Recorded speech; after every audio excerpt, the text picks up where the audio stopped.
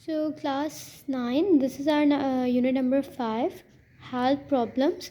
We had already completed our 4 units. This one is 5, health problem caused by mosquitoes, right? So, malaria, dengue, and chikungunya, all three diseases are spread by mosquitoes.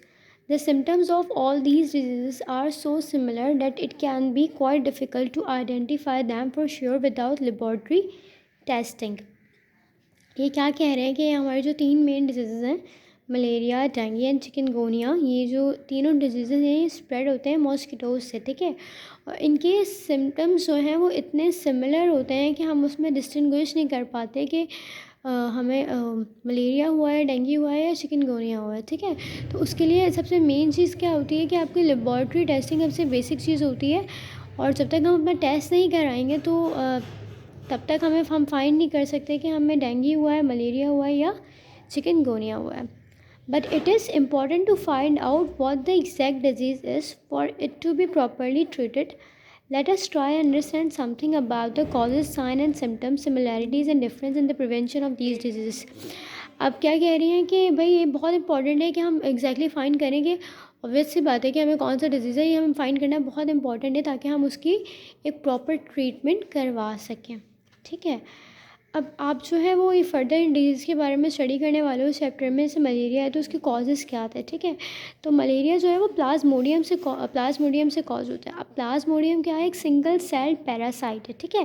Parasite कौन होता है, जो आपकी host body में रहता है, host living body में रहता है और उस पर ही डिपेंड करता है, ठीक है। जैसे ह्यूमन बॉडी में बहुत सारे पैरासाइट्स होते हैं जो हम पे डिपेंड होते हैं, हम उनके होस्ट होते हैं, ठीक है। और एनिमल की बॉडी में बहुत पैरासाइट्स होते हैं और एनिमल उनके होस्ट होते हैं, ठीक है। Often transmitted by infected mosquitoes, it is injected into person's circulatory system through the saliva of the mosquito. अब प्लाज्मोडियम जो है वो कैसे जो है वो इंजेक्ट होता है पर्सन के सर्कुलेटरी सिस्टम में through the saliva of the mosquito. तो मॉस्किटो के सैलिवा से क्या होता है कि प्लाज्मोडियम हमारी सर्कुलेटरी सिस्टम में क्या होता है, इंजेक्ट हो जाता है, ठीक है। The parasite infects the red blood cell until they burst, ठीक है। अब पैरासाइट्स जो होते हैं वो हमारे रेड ब्लड सेल को, जो हमारे आरबीसीज होते हैं उनको जो है वो इन्फेक्ट करते रहते हैं अंटिल वो क्या हो जाए, बर्स्ट ना हो जाए। Then the newly developed plasmodium from the burst red blood cell spread and infects. Then the newly developed plasmodium from the burst red blood cell spread and infects more red blood cell throughout the body. अब क्या होता है, जो हमारे पास burst जो है वो RBCs होते हैं, उनमें जो प्लाज्मोडियम होता है वो क्या करता है, फिर वो दोबारा जो है वो मोर रेड ब्लड सेल को जो है वो इन्फेक्ट करता है थ्रू आउट द बॉडी और दस किलिंग ऑल द सेल, और इस तरह से जो है वो सेल्स की किलिंग चलती रहती है। This can lead to severe liver infection. Sometimes the infected red blood cell become stickier than usual and clot easily which can lead to stoppage of blood flow to the brain causing cerebral malaria. अच्छा, अब क्या हुआ, इस तरह से RBCs को किल करता रहता है प्लाज्मोडियम, फिर क्या होता है, इससे हमारा सीवियर जो है वो लिवर इन्फेक्शन हो सकता है पर्सन को। और समटाइम्स ऐसा होता है कि जो आरबीसीज को ये इन्फेक्ट करता है ना, तो उससे हमारी बॉडी में क्लॉटिंग हो जाती है, ठीक है। अब क्लॉट आपके पास क्या होता है, क्लॉट एक लंप होता है, गिल्टी टाइप होता है, जो ब्लड का जो फ्लो होता है उसको क्या कर देता है, स्टॉप कर देता है। जैसे यहाँ पे लिखा हुआ है which can lead to stoppage of blood flow, ठीक है। तो ब्लड के फ्लो को क्या कर देता है, स्टॉप कर देता है टू द ब्रेन, और उससे हमें क्या कॉज हो जाता है, सेरिब्रल मलेरिया कॉज हो जाता है। अब इसके साइन एंड सिम्टम्स क्या हैं कि मलेरिया जो हमारे पास रिकग्नाइज होता है वो हाई फीवर से रिकग्नाइज होता है। The temperature may reach as high as 40 degree centigrade, मतलब 104 degree Fahrenheit. Fever is often accompanied by chills and may also include sweating. Patient may also suffer from constipation, kidney disinfection and kidney disorientation. भाई क्या होता है कि जो temperature होता है वो आपके पास एटलीस्ट का 104 डिग्री फ़ारेनहाइट होता है, जो कि बहुत ज़्यादा होता है। और जो फीवर है आपका वो चिल्स के साथ होता है, आपको मतलब आपको ठंड भी लग रही होती है और आपको स्वेटिंग भी हो रही होती है। साथ में पेशेंट जो है वो कॉन्स्टिपेशन से भी सफ़र कर रहा होता है, उसको किडनी डिसइंफेक्शन और किडनी डिसओरिएंटेशन भी होता है, मतलब किडनी में भी प्रॉपर वो आपकी फंक्शन परफॉर्म नहीं कर रही होती है और उसमें भी काफ़ी बिगाड़ होती है। अच्छा, अच्छा, अब नेक्स्ट डिजीज़ जो है वो आपका डेंगू है। अब इसके कॉजेज़ क्या हैं? There are 4 types of dengue viruses, all of which are spread by mosquitoes. An infected mosquito spreads the virus through its saliva when it bites. Dengue can also be transmitted from one human to another. For example, infected blood used in a blood transfusion can cause dengue. It can also be caused by organ donation and can even be transmitted from the mother to the child. अच्छा, अब आप देखिए कि क्या कह रहे हैं कि यहाँ पर डेंगू वायरस की भी 4 टाइप्स है और ये जो है मॉस्किटो की बाइट से जो है हम इन्फेक्ट हो जाते हैं डेंगू से। और इसके कुछ और रीज़न्स क्या हैं हमारे पास कि इन्फेक्टेड ब्लड जो है वो यूज़ हो जाता है ब्लड ट्रांसफ्यूजन है। मतलब अगर हम जैसे हम ब्लड जो हम किसी को दे रहे होते हैं अपना, तो कभी कभी ऐसा होता है कि जो इन्फेक्टेड ब्लड होता है डेंगू का, वो भी किसी और पर्सन को जो है जब आप दे दोगे तो क्या होगा कि वो वाला पर्सन भी आपका क्या हो जाएगा, इन्फेक्टेड हो जाएगा। इस तरह से क्या होता है कि जब हम अपने ऑर्गन डोनेट करते हैं और वो पर्सन बिलफर्ज डेंगू से इन्फेक्टेड हो, तो जब उसका ऑर्गन आप किसी को डोनेट करोगे तो वो जिसको आप डोनेट करोगे वो पर्सन भी क्या हो जाएगा, इफ़ेक्टेड हो जाएगा। और इस तरह से जो है वो डेंगू जो है वो मदर से जो है वो चाइल्ड को भी क्या हो जाएगा, ट्रांसमिट हो सकता है। ठीक है। Once the virus enters the body, it circulates around the body, attacking white blood cell and other antibodies, thus affecting the human immune system. The virus further replicates within the cell until the cell bursts and dies. The death of the white blood cell results in the leakage of other fluids from the cell, leading to low protein fluid in the lungs and in stomach area, low blood pressure, shock, and eventually death.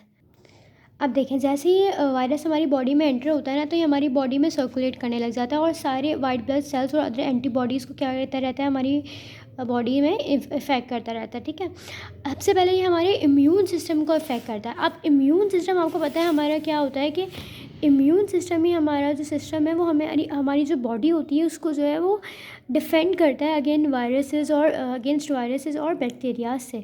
तो ये जाकर ही आपके immune system को जो है वो week कर देता है। ठीक है। और अगर आपका इम्यून सिस्टम वीक होता है तो क्या होता है, इस तरह की जो डिजीज़ हैं उसमें आप फ़ौरन जो है वो आप अफेक्टेड हो जाते हो। सही है। द वायरस जो है further replicates within the cell until the cell burst and dies.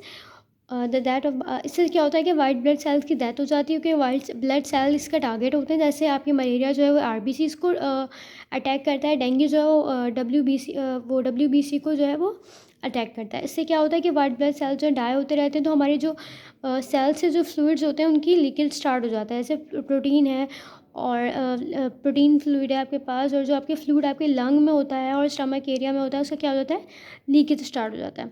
उसके बाद आपकी बॉडी में क्या होने लग जाता है, पेशेंट जो है उसको लो ब्लड प्रेशर हो जाता है और उसके बाद क्या हो जाए, उसको शॉक हो जाता है और दैन इवेंचुअली क्या हो जाती है, उसकी डेथ हो जाती है। जब ये डिजीज़ क्या हो जाता है, ज़्यादा ख़राब हो जाता है, क्योंकि जब आपका इम्यून सिस्टम इतना वीक हो जाएगा, आपकी वाइट ब्लड सेल्स बॉडी से ख़त्म हो जाएंगे, आपके जो है फ्लूइड्स में लीकेज आ जाएगी, मतलब पूरी बॉडी का जो सिस्टम है वो ख़राब हो जाएगा। तो फिर आप ऑब्वियसली बात है कि कुछ टाइम बाद वो आपकी डेथ को ही लीड करेगा।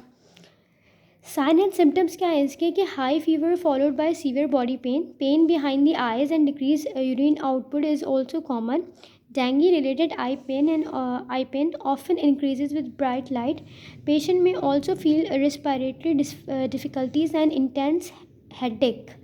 As the fever decreases, skin rashes may start to appear. Another symptom is excessive bleeding as the virus attacks the capillaries, the smaller blood vessels in the body. When the capillaries burst, body escapes from the bloodstream. In severe cases, bleeding is common in nose and gums. The loss of blood can lead to decreased blood pressure and may eventually lead to internal bleeding, shock and death. अभी क्या कह रहा है कि इसका जो एक symptom है मेन, वो क्या है कि आपकी ब्लीडिंग जो है वो बहुत एक्सेसिव होती है, मतलब बहुत ज़्यादा होती है। जैसे वायरस जो है वो आपकी कैपिलरीज़ को अटैक करता है। कैपिलरीज़ क्या होती है, आपकी ब्लड वेसल का ना सबसे स्मॉलेस्ट और बहुत न्यूमरस जो है वो पार्ट होती है, बहुत थिन भी होती है और बहुत स्मॉल भी होता है। जो कैपिलरी का जो मेन फंक्शन होता है ना, जो प्राइमरी फंक्शन होता है, वो क्या होता है कि वो कैपिलरी जो है वो हमारा एक्सचेंज ऑफ मटेरियल कर रही होती है between blood and tissue cell के दरमियान, ठीक है। जितने मटेरियल का एक्सचेंज हो रहा होता है वो कौन कर रही होती है, कैपिलरी कर रही होती है, ठीक है।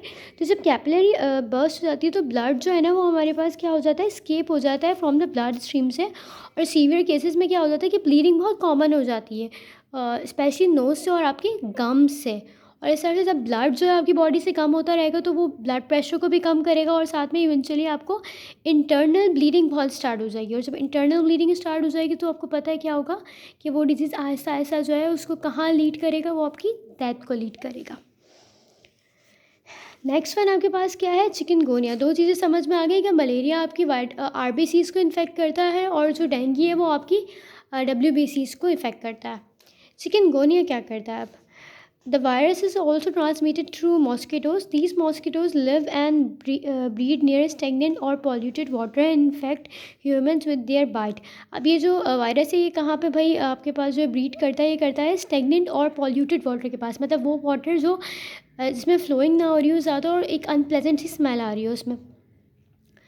And infect human with their bites. Although the disease is not contagious, it can spread from an infected person to others if the mosquito feeds on infected person first and then bites other people. The chikungunya virus infects the muscles of the cell. It stays there and reproduces until the cell dies. It then find a new host cell to infect. अभी simply कैसे हमें effect होता है, हमसे कैसे होते हैं कि मॉस्किटो ने अगर एक चिकनगुनिया के पेशेंट को बाइट कर लिया और देन आकर किसी भी नॉर्मल पर्सन को बाइट कर लिया तो उसको भी क्या हो जाएगा, वो बंदा भी इफ़ेक्टेड हो जाएगा चिकनगुनिया से, ठीक है। और ये आपके जो है मसल्स को अटैक करती है, ठीक है। Chikungunya sign and symptoms. Chikungunya usually attack the muscle, joint, skin and connecting tissue and even the central nervous system. It is usually accompanied by fever and skin rash. The skin rashes are almost identical to the dengue rashes. अब dengue में आपको जो rashes होते हैं, यहाँ पर आपने देखा था कि क्या होते हैं, आपकी स्किन में रैशेज़ स्टार्ट हो जाते हैं अपेयर होना।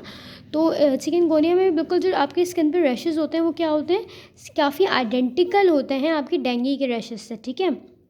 और ये अटैक कहाँ कर रहा है, आपके मसल्स पे कर रहा है, आपकी स्किन पे कर रहा है, आपकी कनेक्टिव टिश्यू पे कर रहा है, आपके जॉइंट्स पे कर रहा है। The skin rashes are almost identical to dengue rashes. The patient may also suffer from headache, nausea, and vomiting because the virus destroys cells in the muscles and joints. Patient experience muscle weakness and joint pain, which can be severe. Partial loss of taste is also reported by many chikungunya patients. The disease is rarely fatal and the virus remains in the system for 5 to 7 days. Once one recover from this infection, one is immune to it for the rest of one's life. अब ये क्या कह रहे हैं भाई, जो chikungunya होता है आपको पता है वो आपको स्प्रेड कैसे होता है और आपसे इफेक्टेड कैसे होते हो, लेकिन ये आपके मसल्स को अटैक करता है। तो मसल्स सब आपकी बॉडी में कितनी मसल्स हैं, ठीक है, मसल्स को, आपके जॉइंट को, आपकी कनेक्टिव टिश्यू को, आपकी स्किन को ही आप अटैक करता है आगे। उससे आपको क्या होता है, आपको रैशेस हो जाते हैं स्किन पे डेंगू की तरह, और बहुत सीवियर हेडेक होता है, नोजिया होती है, वॉमिटिंग होती है, और कुछ पेशेंट्स जो है वो पार्शियल जो है वो लॉस ऑफ टेस्ट भी जो है वो उससे भी जो है वो हो रहा होता है उन्हें, ठीक है। तो कोविड का भी एक आपको पता है कि एक इनिशियल जो सिम्टम है कि आपको पार्शियल लॉस होगा आपकी टेस्ट का, ठीक है। अब ये एक बहुत फैटल डिजीज़ है, मतलब एक जानलेवा डिजीज़ है जो आहिस्ता आहिस्ता क्या करता है, इंसान को ख़त्म कर देता है। मतलब अगर कोई वीक है तो अगर उसकी ऑब्वियस सी बात है, अगर उसकी मसल्स और जॉइंट्स वगैरह में वीकनेस हो जाएगी और इस तरह का डिजीज़ हो जाएगा तो आगे जो है वो सफ़र नहीं कर पाएगा। तो ये चिकनगुनिया के साइन एंड सिम्टम्स थे। जो नेक्स्ट आपका आगे वाला जो मतलब रिमेनिंग चैप्टर है वो नेक्स्ट वीडियो में कवर होगा। सो